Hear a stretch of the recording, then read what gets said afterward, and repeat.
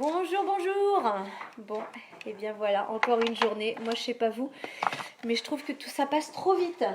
Hein? Et Hugo m'a fait une révélation tout à l'heure. Il m'a dit... Dis-moi ce que tu m'as dit sur le confinement. Si, dis, qu'est-ce que tu as dit sur... Oh, qu'est-ce que tu as dit sur le confinement? C'est très bien le confinement. Voilà, c'est très bien le confinement.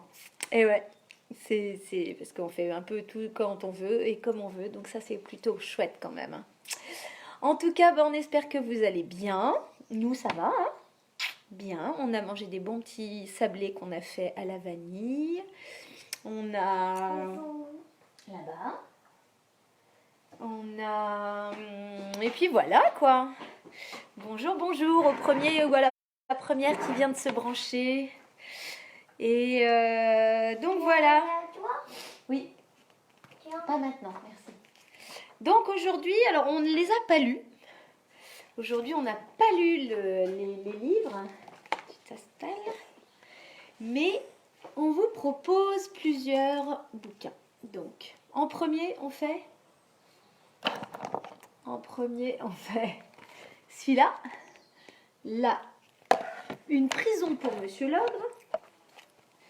En deuxième, on fait le loup. En deuxième, celui-là. Grand-mère loup, y es-tu? Voilà.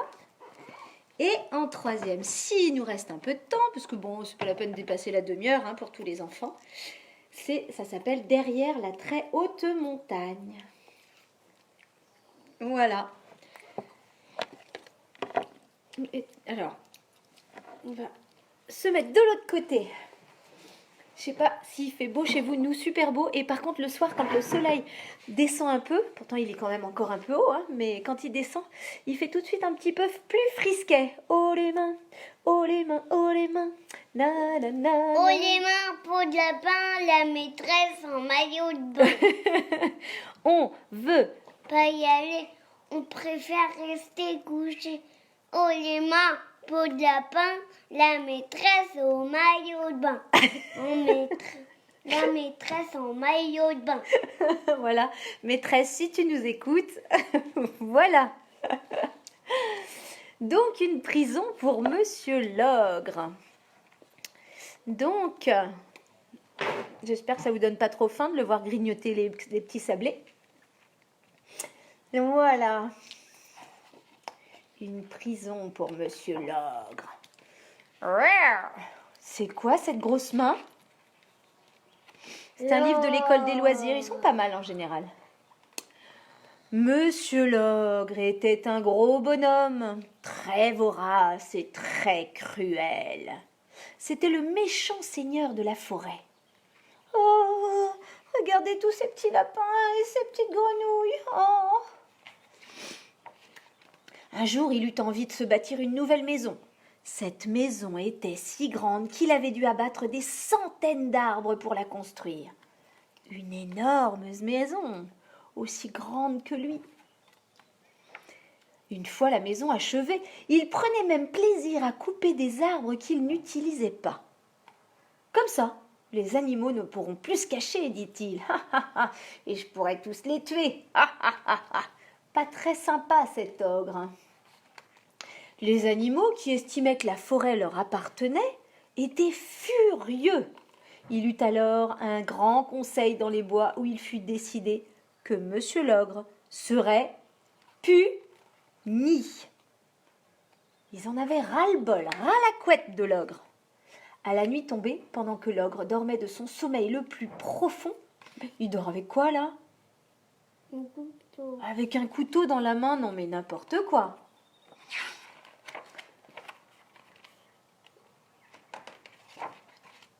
Le chef sanglier alla voir tous ses amis donc pendant qu'il dormait et dit « Venez m'aider, nous allons enfermer Monsieur Logre dans sa propre maison. » Puis ils se mirent à travailler.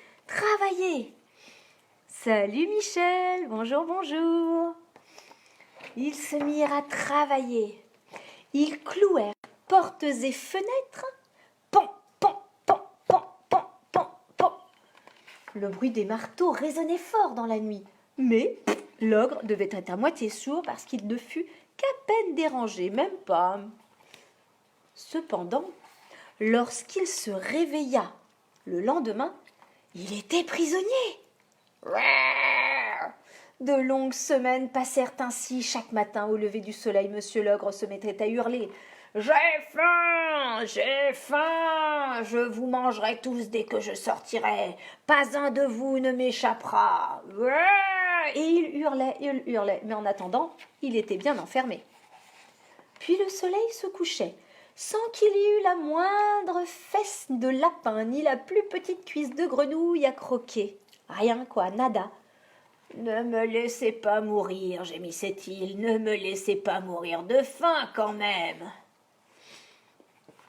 Et pourtant,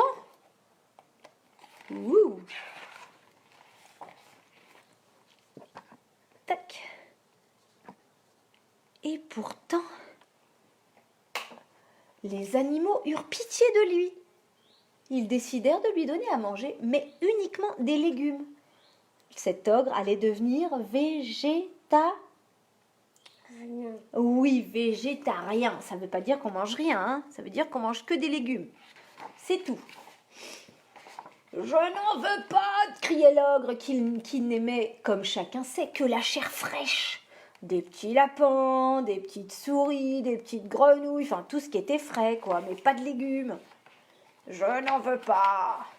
Mais il lui fallut bien se résoudre à goûter ces légumes, ce qu'il fit avec dégoût après avoir longtemps lutté contre la faim. Et puis un jour, il ne ramassa plus les légumes sur sa fenêtre. Non, décidément, il n'arrivait pas à aller... Sophie et Mamie.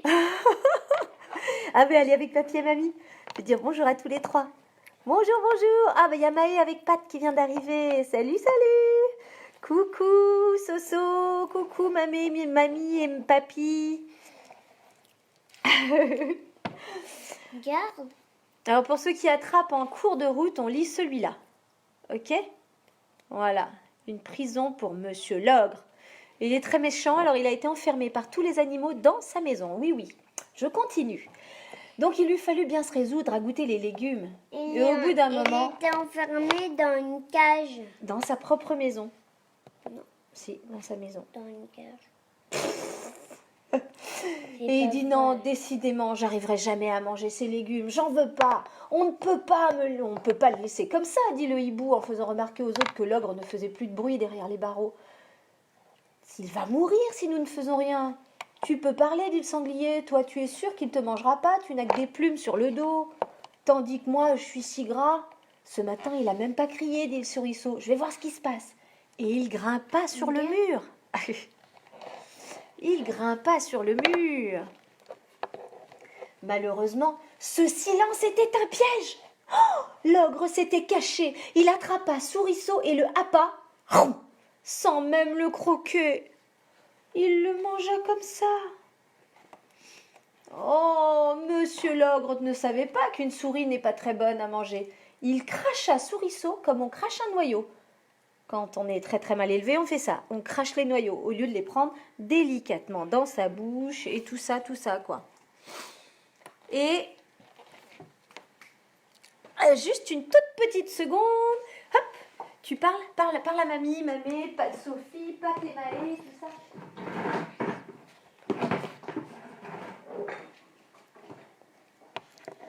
Une petite seconde, vas-y, parle. Faut parler, mon père.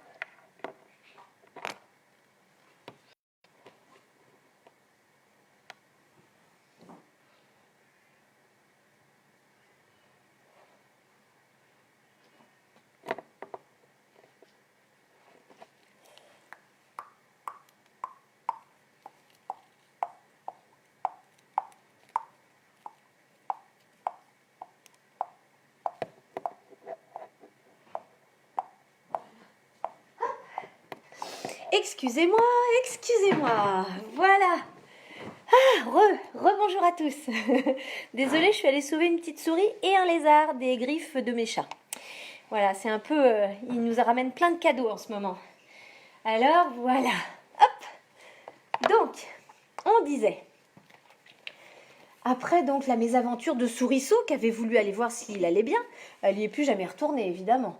Les animaux non plus, ils n'osèrent plus s'approcher de la maison. Tant pis pour lui, ils ne lui donnèrent plus rien à manger, puis l'oublièrent tout à fait. Il s'en fichait, tant pis, il a voulu jouer à l'idiot, alors personne ne s'apercevait que jour après jour, Monsieur l'ogre maigrissait, maigrissait, maigrissait. Oui, mais il a voulu être méchant, alors bon, tant pis pour lui, hein. L'hiver arriva. Plus un bruit ne s'était fait entendre près de la maison depuis longtemps. Les animaux pensèrent que l'ogre était mort de faim. C'était tant pis pour lui, puisqu'il n'avait pas voulu de légumes, eh ben tant pis.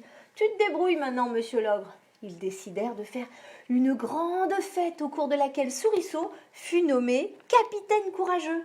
Quand même, hein, capitaine courageux. Et le chef sanglier, maréchal des forêts. Waouh, waouh!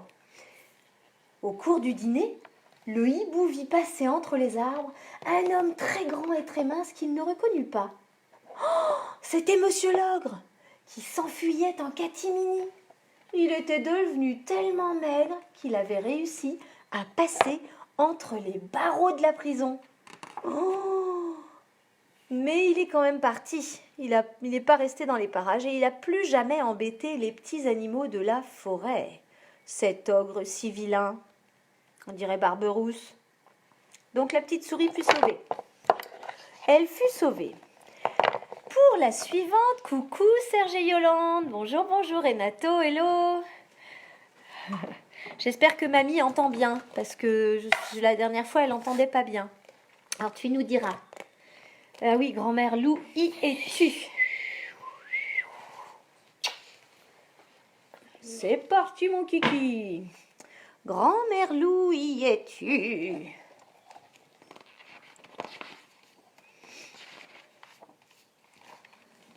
Dans les bois vit une grand-mère, Lou, dont tout le monde dit « Elle est grande et méchante, elle est vieille et velue.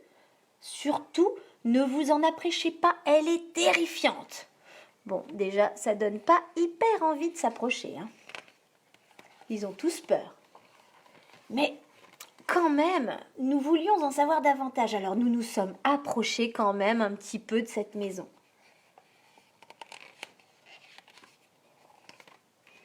Oh, et le petit cochon qui est brave et brave, brave, cria.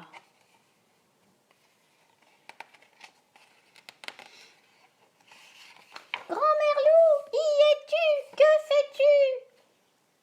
Et elle ouvrit les yeux. Il était grand, très grand. Ils étaient grands, pardon, les yeux, très très grands, et dit en bâillant « Je me lève !»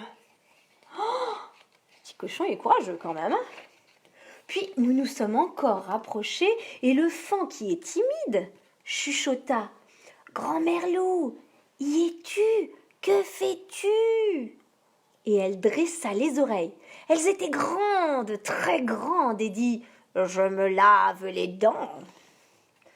Elle se lave ses grandes dents pour pas avoir de caries et pour être sûre d'avoir des sous sous l'oreiller. Parce que si on a des trous, on a des petites crottes sous l'oreiller. La petite souris, elle donne rien du tout, nada. Puis, nous nous sommes encore rapprochés et le corbeau qui est bruyant croissa. « Grand-mère Lou, y es-tu? Que fais-tu » Et elle saisit un chaudron. Il était grand, très grand, et dit « Je nettoie la marmite. » Puis nous nous sommes encore rapprochés, et l'écureuil qui est coquin dit d'une voix aiguë « Grand-mère Lou, y es-tu? Que fais-tu » Et elle alla chercher une hache tranchante. Elle était grande, très grande, et dit « Je coupe du bois. » Puis nous nous sommes encore rapprochés.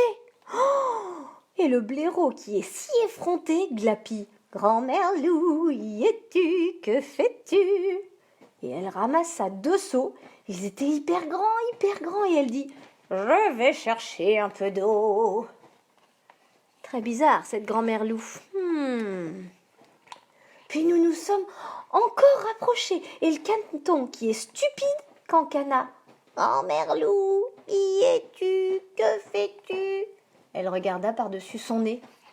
Il était grand, son nez, très très grand. Et elle dit, j'allume le feu. Puis nous nous sommes encore rapprochés, mais encore très très très très très très très très près. Et le lapin, qui est complètement insouciant, dit en riant sottement, Grand-mère Loup, y es-tu, que fais-tu? Je vais déjeuner, dit la grand-mère Loup. Ah! Crièrent tous les animaux. Alors, nous nous sommes tous attablés devant une bonne soupe de légumes. Et grand-mère Loup, que fit-elle? Eh ben, elle nous raconta notre histoire préférée. C'était quoi? Le petit chaperon rouge. Sympa cette grand-mère Loup quand même, hein? Voilà. À la fin, il était gentil. À la fin, elle est gentille. Ouais. T'as bien aimé celle-là? Ouais. Parce qu'il est gentil. Ah, c'est juste parce qu'elle est gentille. Bon, est-ce qu'on a le temps? Oh bah oui, ça va vite hein, finalement, hein, des livres hein, comme ça. On en lit tellement que du coup... Oh là là, il y a Thierry, bonjour. Cora, salut ma petite Cora. Audrey, hello, hello. Oh là là, c'est cool. Super. Derrière, donc ça, ce sera le dernier choix d'Hugo. C'est derrière la traîne. C'est celui-là, moi? Tu veux pas celui-là? Tu en veux un autre? Non, on peut se faire celui-là, on ne connaît pas. Non. Oh. Bon, bah désolé, ce sera pour demain celui-là. Il va en chercher un autre. Rapidement. Il va en chercher un autre. Donc moi, j'aimerais bien savoir où vous en êtes de votre confinement, si ça vous convient toujours. Audrey, si tu as toujours du boulot à gogo avec les cours à préparer, à envoyer aux élèves, c'est assez sympa, moi je trouve finalement, hein, comme façon de bosser. T'es peinard chez toi. Tout va bien, quoi. Bon. Et on est bon? Ah, celui-là, on l'a déjà lu. Ouais, chut, on l'a déjà lu. Tu fais voir? Attends.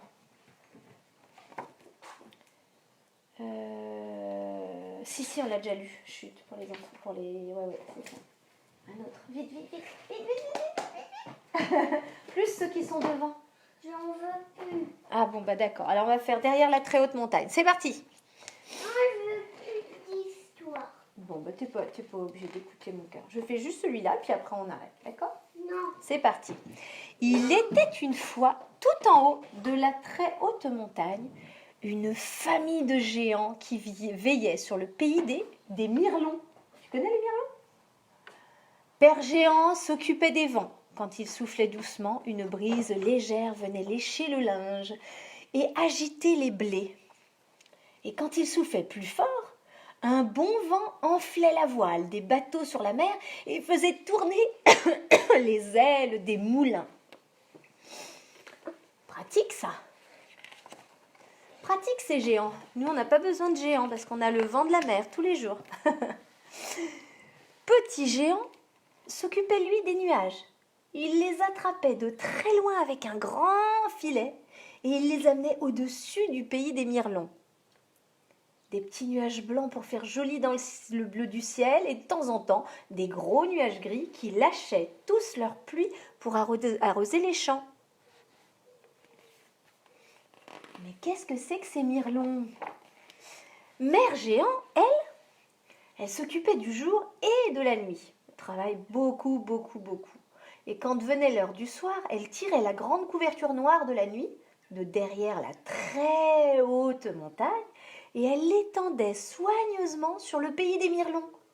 Et aussitôt, les bêtes et les gens s'endormaient tous profondément.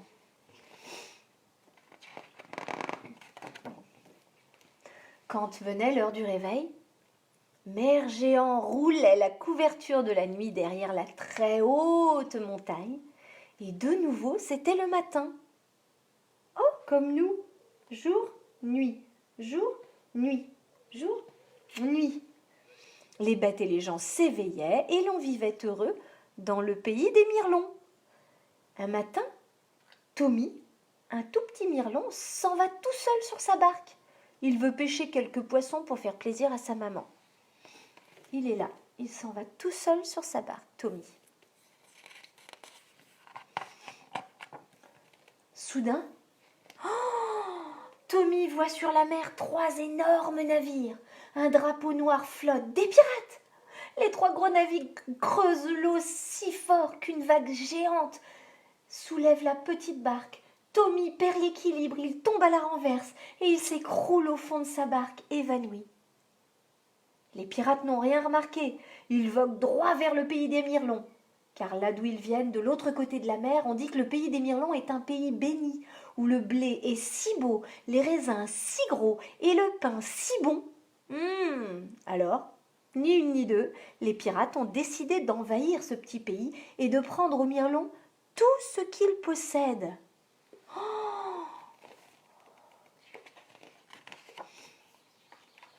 Les pirates débarquent en hurlant. Ils menacent les Mirlons. Avec leurs grands sabres et leurs gros pistolets, ils entrent dans toutes les maisons. Ils boivent le vin, ils mangent le pain et les raisins. En un rien de temps, les pirates se sont installés au pays des Mirlons et le malheur s'est installé avec eux. Tout en haut de la très haute montagne, père géant, mère géant et petit géant sont désespérés. Que faire pour délivrer les Mirlons de ces maudits pirates? Oups. Père Géant dit Et si je soufflais si fort qu'une terrible tempête s'abattrait sur le pays? Elle emporterait les pirates comme des brins de paille. Mère Géant et Petit Géant s'écrient en même temps Ne fais pas ça, Père Géant, les Mirlons seraient emportés aussi. Alors Petit Géant à son tour propose Et si j'attrapais les énormes nuages pleins d'orage avec mon filet? La nuit tomberait si fort La pluie, tomberait si fort qu'elle emporterait les pirates comme des feuilles de papier. Père Géant et Mère Géant s'écrient en même temps « Mais ne fais pas ça, Petit Géant! Les champs de blé et les vignes des Mirlons seraient inondés aussi. » Que faire pour aider les Mirlons? Alors Mère Géant dit « Je sais! Je vais tirer la couverture de la nuit. C'est pas encore l'heure, mais tant pis. Je la borderai bien serrée. Tous, ils s'endormiront, les bêtes et les gens, les pirates et les Mirlons. Alors nous, pendant leur grand sommeil, nous réfléchirons. » Père Géant et Petit Géant trouvent que c'est une excellente idée. Mère Géant tire la couverture de la nuit et en un instant, les bêtes et les gens, les pirates et les Mirlons, tout le monde fait dodo.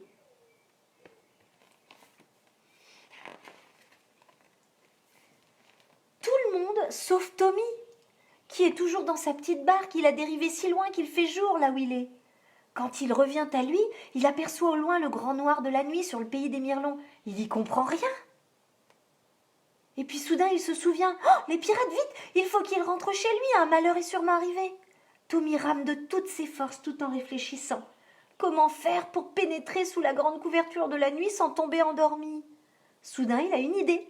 Un jour, dans une grotte, il a trouvé de drôles de cailloux verts qui brillaient.